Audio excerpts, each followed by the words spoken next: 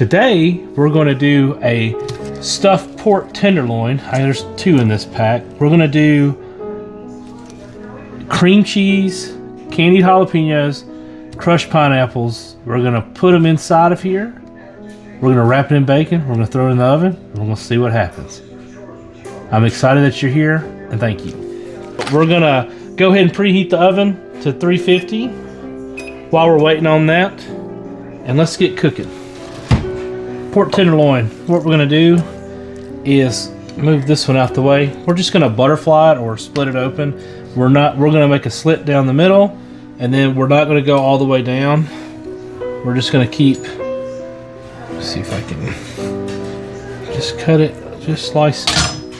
You'll see there, we've got it slit here, and then we'll take it over on each side and make a slit. We'll keep opening that up. Oops, cut a little thin on the thin side. That'll be right, it'll be wrapped up anyway. Okay. So then we can put the stuff in here, put it back together, and wrap it in bacon. We'll need cream cheese. I suggest a whole box. I accidentally took a sliver for yesterday's breakfast, but that's still plenty. And then we've got candied jalapeños. You can also use jalapeños. And then we've also got a crushed pineapple here. Moving on. Get your cream cheese. Be letting it warm up. In the recipe, you could definitely make it your own and use fresh pineapple, but this was at the store, and I was gonna pulverize them anyway, so why not? I got about 4 tablespoons. Let's do 5. And then what am I gonna do with the rest of this? I have no idea, but I'm gonna figure it out. And then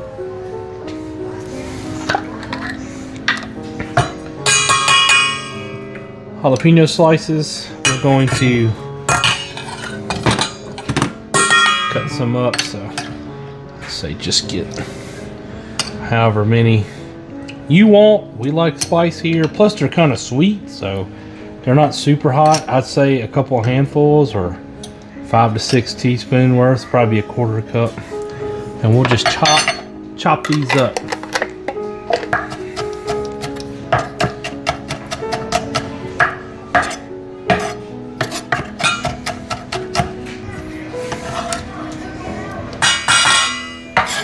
Alright, that you got those done, put those in your bowl.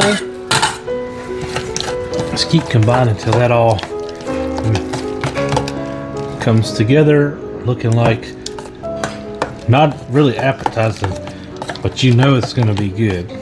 Okay, now that you've got the mixture ready, we're gonna take a rack, like a cooking rack, like a bacon rack. I put it on a hotel pan, or excuse me, I put it on a cookie sheet, got the grill rack or the bacon rack, got some tinfoil under it. Now we're gonna lay out some bacon, whatever the length is of the pork loin, so we can put it together. So just get your bacon, lay it out as such. Oops. Put them side by side, because we're gonna use this to wrap around the tenderloin. Alright, let's see. I didn't even need that many. Well, I already got them out. So, we're gonna use them anyway. Okay. I got a little extra. I'll cook these later. Alright, so you got the bacon. Put the tenderloin on there. Let's spread out. Okay. Get a little olive oil. Put it in there. Rub it around, and then we're gonna season the meat. Then we're gonna put the stuffing in. Then we're gonna wrap it. So as always, I want to start with salt, pepper, black pepper, and then today we're gonna use a little Greek seasoning, Cavender's, the best. put that. If it gets on the bacon, even better. Cavender's is one of my favorite all-purpose seasonings ever.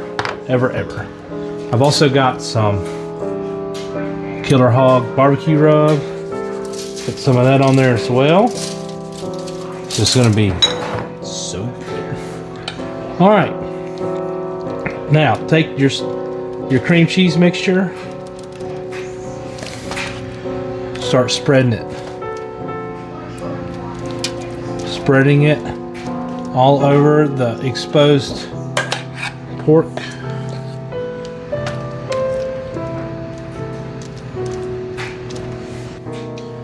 Here's what we're gonna do. We're gonna kind of just push this up. You see that?